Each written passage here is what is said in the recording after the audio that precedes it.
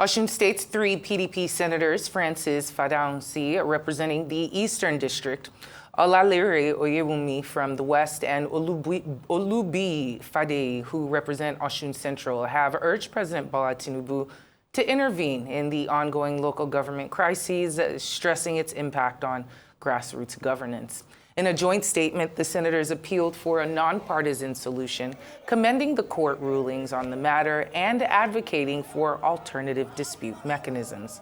The crisis stemmed from conflicting leadership claims following parallel elections APC officials reinstated via a February 2025 Court of Appeal judgment clashed with PDP officials elected in February's 22nd poll. 6 deaths were reported during violent confrontations, and council workers have boycotted offices. And meanwhile, the Nigeria Union of Local Government Employees have accused the Accountant General of the Federation of unlawfully authorizing APC-affiliated officials to access council accounts, contravening the fiscal autonomy laws. For legal perspectives on the developing story about the Osun State local government crisis, we have a senior advocate of Nigeria, Musibao Adetunbi, joining us now to discuss, amongst others, the legality or otherwise of the seizure of the state's local government federal allocations and exactly how to resolve the crisis. Thank you so much for joining us this afternoon. Good afternoon, Ma. Good afternoon, viewers. Well, we want to look at this from the legal standpoint. Legally, what, if any, do the federal government have, what right do they have to withhold or seize funds constitutionally allocated to local governments for a state? The federal government does not have the power to seize the fund of whether local government or state government. They do not have that power. But remember that the roots of this crisis arose from this popular February 10 judgment, which they claimed that gave them victory. But even if you look at that judgment commonsensically, let us use common sense to analyze that judgment. In their notice of appeal, they specifically ask that they have a prayer saying that all officials, local government officials of the APC, should be returned to the office. After striking out the originating summons on technical ground, the Court of Appeal now move on to consider that prayer, and the Court of Appeal said that prayer has become an academic exercise. Commonsensically, can you enforce an academic exercise? You may contend that the Court of Appeal is wrong to have said that prayer has become an academic exercise. The proper thing to do is to go to the Supreme Court. As long as we refuse to obey the law in this country, we will not move forward. And may I humbly remind all of us that our failure to obey the law in the First Republic, in Adetunbi and Akintola, eventually led us to a civil war. The Privy Council gave a decision, said, oh, let Adetunbi be. The then power that was the government of the day then, just like the government of the day now, said that it must be Akintola. Rather than obey the judgment of the Privy Council, they went back to the chambers and they passed a law amending the portion of the Constitution which allowed the Privy Council to be the final court in Nigeria after judgment had been delivered, which means that they shifted the goalpost after the ball had entered the net. And that led us to a problem where we wasted so many lives in an unnecessary civil war. Now, this thing is simple. You claim that the Court of Appeal said it has become an academic exercise, and you are holding on to that. Now, the second judgment came. You have 2 different judgments. And in the second judgment, they specifically said the election, which was conducted on 22nd February, is a valid election. If you are not satisfied with that pronouncement, the proper thing is for you to go to the Supreme Court.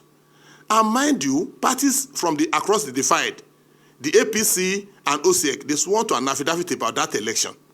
They sworn to fact relating to that election of 22nd February.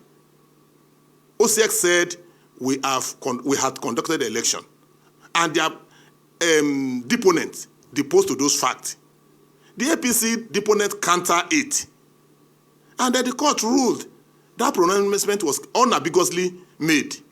Then what are we fighting over? If we are not ready to obey the law, if we are not ready to follow the law, we have nowhere to go. The most unfortunate thing, which I want viewers to know, is that people that are the ends of affair, they don't usually bear the consequences.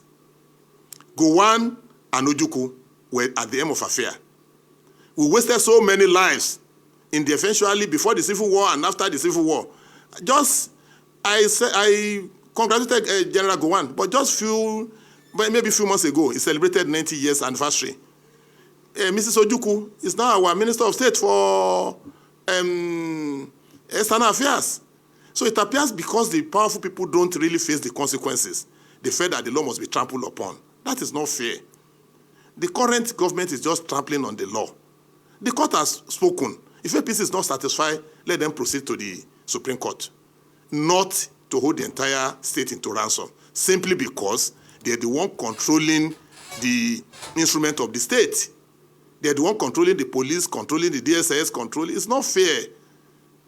Mr. Adetunbi, very well said, but I would like us to talk about the Attorney General of the Federation's opinion on the matter. How does this impact the legality or otherwise of the seizure? You remember that, to the best of my knowledge, the opinion that came from the Attorney General of the Federation was the opinion that elections should not be conducted. Now, after the Attorney General of the Federation said that, a high court in Osun State ordered that the elections should be conducted. The Honorable Attorney General of the Federation is the civil law officer. His opinion is not going to override that of a court of law. As the civil law officer, his opinion is not going to override that of the court of law. So, as at the time the Honorable Attorney General of the Federation said the elections should not be conducted, it is very doubtful whether the second judgment was brought to his knowledge, to the knowledge of the Honorable Attorney General of the Federation. But whatever is the situation, this judgment on the second judgment, that's judgment of the court of appeal. Well, it seems we're having technical difficulties there. We'll take a quick break and we'll continue with the interview afterwards. Please stay with us.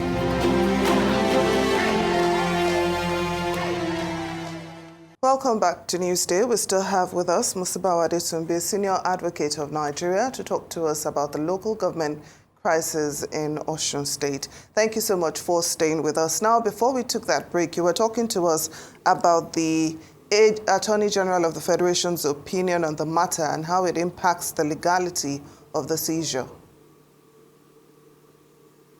I told you that, to the best of my knowledge, the only opinion given by the Honorable Attorney General of the Federation was when he advised that the elections should not be conducted. But shortly after he did that, a high court in Osun State looked at the entire fact and said elections should be conducted.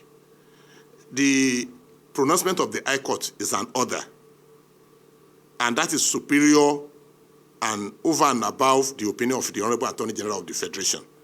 The Honorable Attorney General of the Federation is the civil law officer. He can advise, but the court can overrule him. He cannot overrule the court. So the moment the High Court in Osun State has said, oh, I've looked at the fact, wrongly or rightly, go and conduct the election, the opinion of the Honorable Attorney General with profound respect does not come into play again. And what recourse do the Osun State local government and the other affected local governments have regarding these seized allocations? Well, now that the Court of Appeal has spoken, the only thing that cool is if it's an abuse of power for the federal government not to release the money